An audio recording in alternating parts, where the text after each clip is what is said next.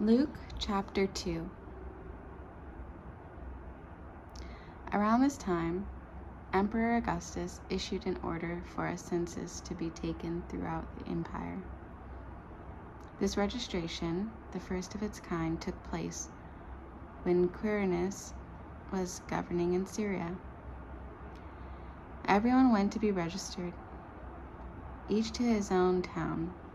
So Joseph, because he was a descendant of David, went up from the town of Nazareth in the Galilee to the town of David, called Bethlehem in Judah, to be registered with Miriam, to whom he was engaged, and who was pregnant.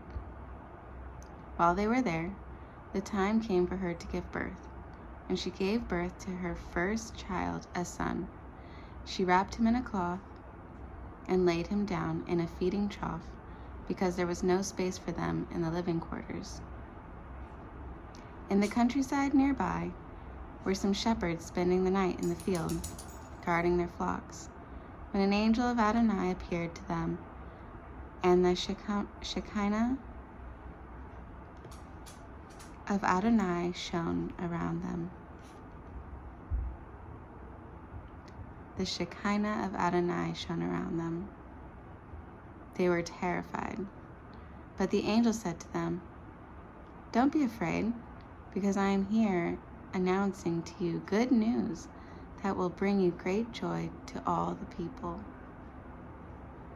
This very day, in the town of David, there was born for you a deliverer, who is the Messiah, the Lord. Here is how you will know. You will find a baby wrapped in cloth and lying in a feeding trough." Suddenly, along with the angel, was a vast army from heaven praising God. "In the highest heaven, glory to God, and on earth, peace among people of good will."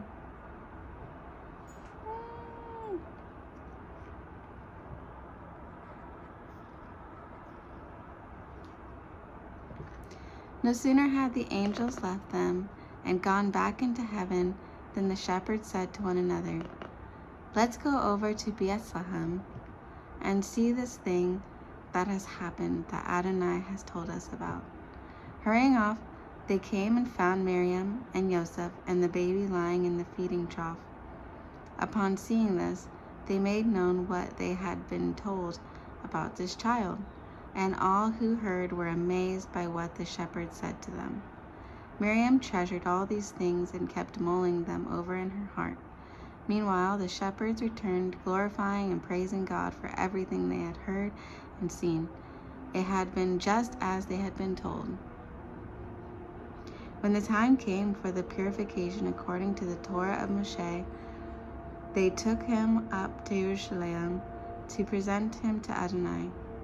As it is written in the Torah of Adonai, every firstborn male is to be consecrated to Adonai, and also to offer a sacrifice of a pair of doves or 2 young pigeons, as required by the Torah of Adonai.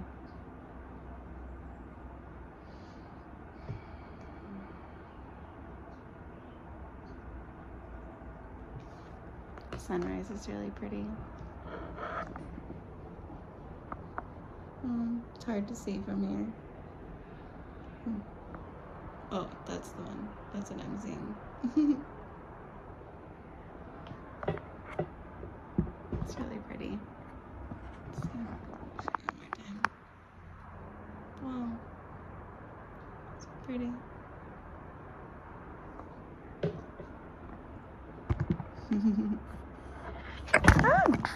Sorry.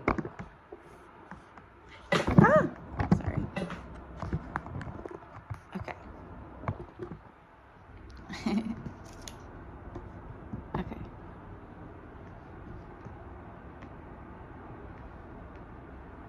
There was in Jerusalem a man named Simon. This man was a tzaddik. He was devout. He waited eagerly for God to comfort Israel, and the Ruach HaKodesh was upon him. It had been revealed to him that the Ruach HaKodesh that he would by the Ruach HaKodesh that he would not die before he had seen the Messiah of Adonai. Prompted by the Spirit, he went into the temple courts, and when the parents brought in the child Yeshua to do for him what the Torah required, Simon took him in his arms, made a bracha to God, and said, "Now, Adonai, according to your word, your servant is at peace, as you let him go. For I have seen with my own eyes your Yeshua, for which you prepared in the presence of all peoples, a light that will bring revelation to the Gentiles, and glory to your people Israel." Yeshua's father and mother were marveling at the things Simon was saying about him. Simon blessed them, and said to the child's mother Miriam, "This child will cause many in Israel to fall and to rise. He will become a sign whom people will speak against. Moreover, a sword will pierce your own heart too. All this will happen in order to reveal many people's inmost thoughts." There was also a prophet named Hannah bat Penuel of the tribe of Asher. She was a very old woman. She had lived with her husband 7 years after her marriage and had remained a widow ever since. Now she was 84. She never left the temple grounds but worshipped there day and night and day, fasting and praying. She came by at that moment and began thanking God and speaking about the child to everyone who was waiting for Jerusalem to be liberated. When Yosef and Miriam had finished doing everything required by the Torah of Adonai, they returned to the Galil, to their town Nazareth. The child grew and became strong and filled with wisdom. God's favor was upon him. Every year, Yeshua's parents went to Jerusalem for the festival of Pesach. When he was 12 years old, they went up for the festival as custom required. But after the festival was over, when his parents returned, Yeshua remained in Jerusalem. They didn't realize this. Supposing that he was somewhere in the caravan, they spent a whole day on the road before they began searching for him among their relatives and friends. Failing to find him, they returned to Jerusalem to look for him. On the 3rd day, they found him. He was sitting in the temple court among the rabbis, not only listening to them, but questioning what they said. And everyone who heard him was astonished at his insight and his responses.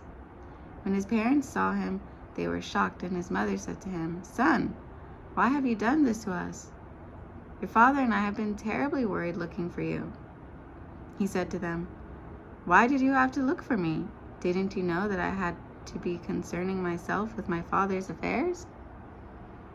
But they didn't understand what he meant. So he went with them to Nazareth and was obedient to them. But his mother stored up all these things in her heart. And Yeshua grew both in wisdom and stature, gaining favor both with other people and with God.